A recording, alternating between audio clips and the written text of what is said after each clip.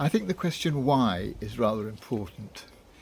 I was reading about Marconi, the inventor of radio, obviously an expert on wireless communication, who died on this day in 1937.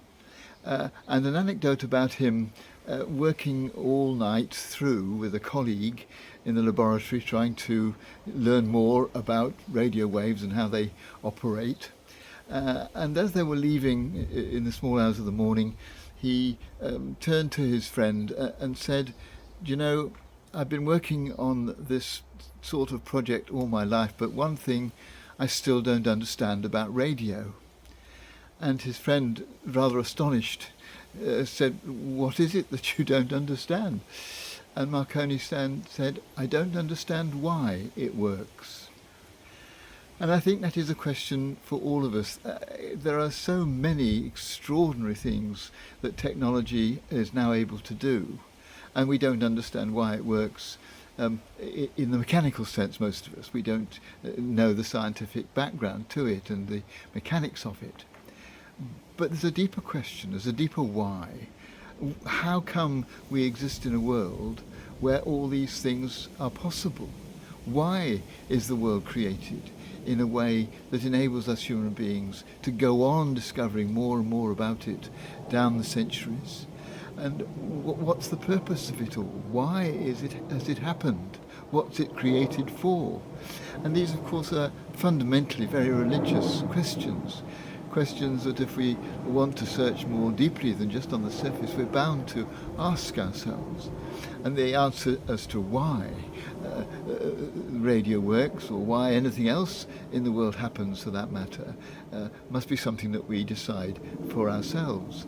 But one possibility, of course, is that it's because of a designer God, a God who created a world in which such complicated things can be discovered by our human brains and turned to advantage, or indeed sometimes to our disadvantage.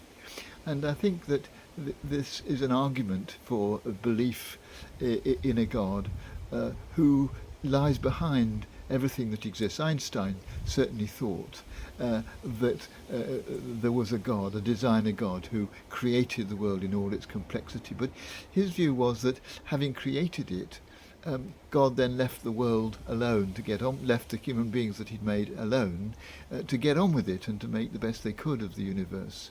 Whereas, of course, the Christian view is that God is still active among us, still working with us to help us not only in our scientific exploration, but especially in the way that we apply those things and the way that we live our own lives.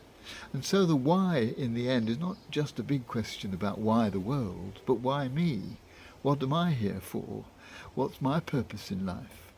And of course, for many of us, it is fundamentally to make the best of being who we are, recognizing that each of us is a unique individual that God made in our uniqueness.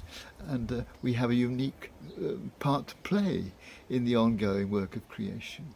And we need to discover what that is.